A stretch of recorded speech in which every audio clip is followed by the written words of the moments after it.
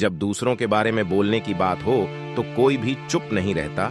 आप उस व्यक्ति के बारे में अच्छा या बुरा अवश्य कहते हैं, लेकिन ऐसी बहुत सी परिस्थिति होती हैं जब आपका कम बोलना या चुप रहना ही उचित होता है। गौतम बुद्ध ने ऐसी 5 परिस्थितियों का उल्लेख किया है जब आपको चुप रहना चाहिए। तो चलिए इस बात को हम एक कथा के माध्यम से बताते हैं। एक बार की बात है, एक गुरु का एक शिष्य ज्यादा बोलने की आदत से परेशान था। वह जब भी किसी से मिलता तो मिलने के बाद अपने मित्रों के सामने उस इंसान के बारे में अपने विचार देना शुरू कर देता था। उसे कोई पूछे या ना पूछे, वह अपने आसपास की लगभग हर चीज के बारे में अपनी राय बता देता था। आश्रम में रहने वाले लगभग हर छात्र और शिक्षक के बारे में उसकी अपनी अच्छी और बुरी राय थी, जिसे वह बिना सोचे समझे लोगों के सामने रख देता।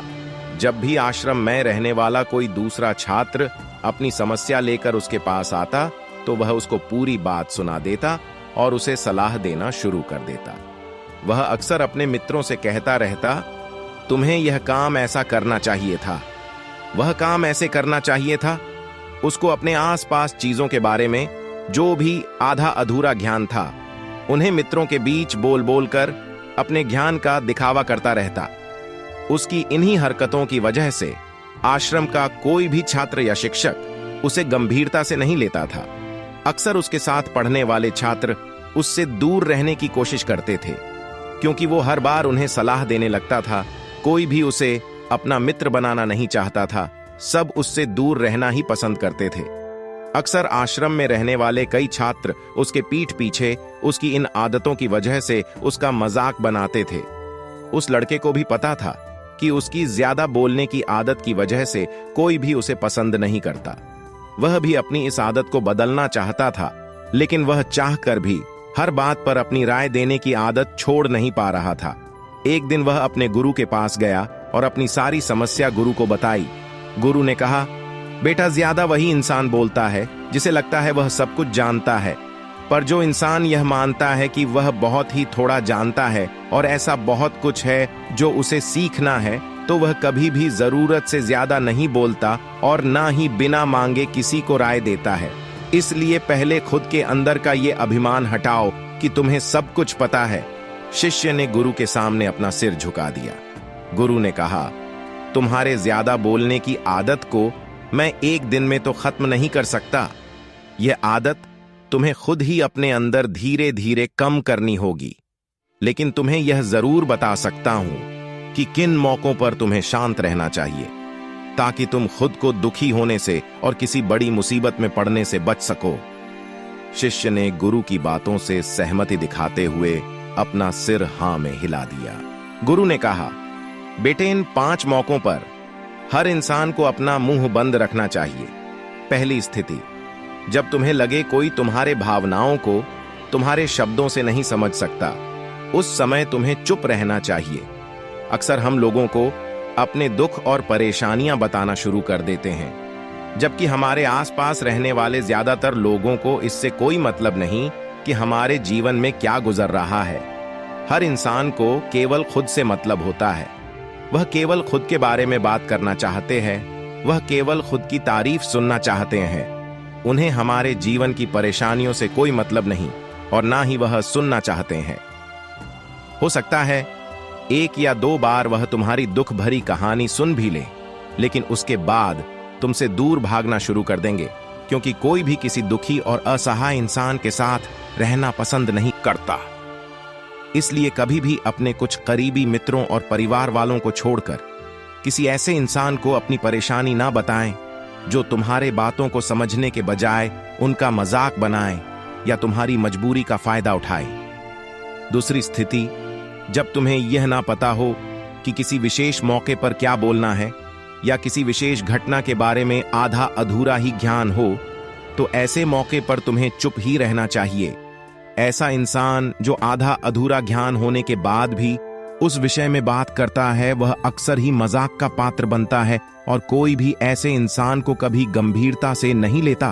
अपनी बात प्रभावशाली तरीके से वही इंसान रख सकता है जिसे उस घटना या विषय के बारे में गहराई से जानकारी है। इसलिए कभी भी आधी अधूरी और इधर उधर से मिलने वाली जानकारी के आधार पर लोगों से अपनी बात मनवाने की कोशिश ना करो। तीसरी स्थिति, गुरु ने कहा, जब कोई इंसान तुम्हारे सामने किसी तीसरे इंसान की बुराई कर रहा हो, तब ऐसी परिस्थिति में तुम्हें चुप रहना चाहिए। तुम्हें कभी भी ऐसी नकारात्मक बातचीत का हिस्सा नहीं बनना चाहिए, क्योंकि आज जो इंसान तुम्हारे सामने किसी तीसरे इंसान की बुराई कर रहा है, वही कल किसी और के सामने तुम्हारी भी बुराई करेगा। और इस बात की ज्यादा संभावना है कि आज तुमने अगर उसके हाँ में हाँ मिलाने के लिए जिस तीसरे इंसान की जो बुराई की है, कल रिश्ते ठीक होने पर वो तीसरे इंसान से कहेगा कि तुमने उसके बारे में क्या क्या कहा था, तब आपकी क्या इज्जत रह जाएगी। विचार करो। इसलिए जब भी कभी कोई किसी तीसरे इंसान की बुराई करे या उसके गलत समय का मजाक उड़ाए, तो तुम्हें बस उसकी बातें सुन लेनी है। आपको अपनी कोई भी राय वहां नहीं रखनी है।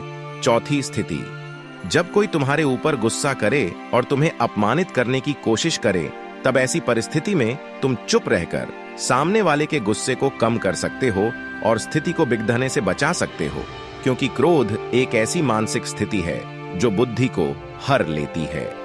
इस स्थिति में मनुष्य सोच विचार कर नहीं बोल पाता, जिस वजह से अभद्र अपशब्द व कड़ीडीडीएचवे वचन ही मुंह से निकलते हैं।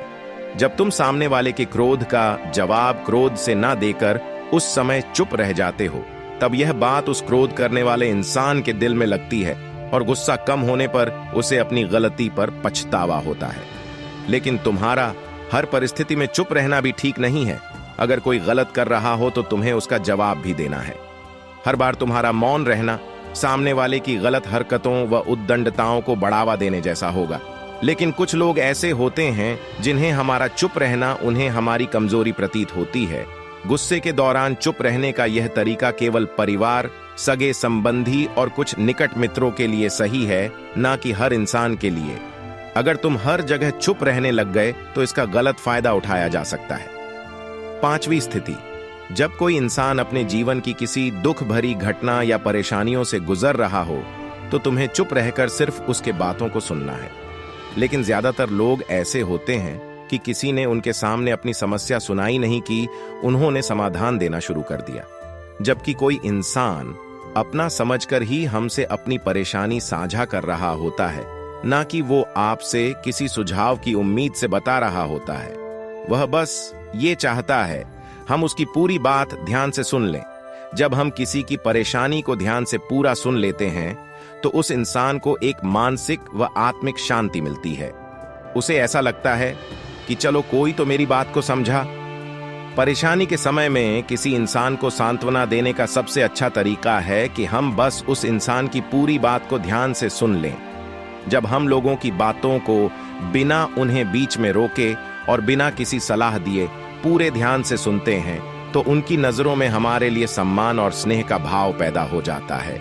इसलिए जब कोई अपनी परेशानी आपसे बताएं, बस उसकी बातों को ध्यान से सुन लेना, और जब तक वह तुमसे सलाह ना मांगे तो उन्हें किसी भी प्रकार की सलाह नहीं देनी है। गुरु ने कहा, मेरी एक बात हमेशा याद रखना, जब तुम कम बोलते हो, लोग तुम्हारे तरफ ज्यादा आकर्षित होते हैं कि तुम क्या हो और तुम क्या सोचते हो। शिष्य ने हाँ में सिर हिलाया। शिष्य अब गुरु की बातों को समझ चुका था कि किन किन परिस्थितियों में शांत रहना है।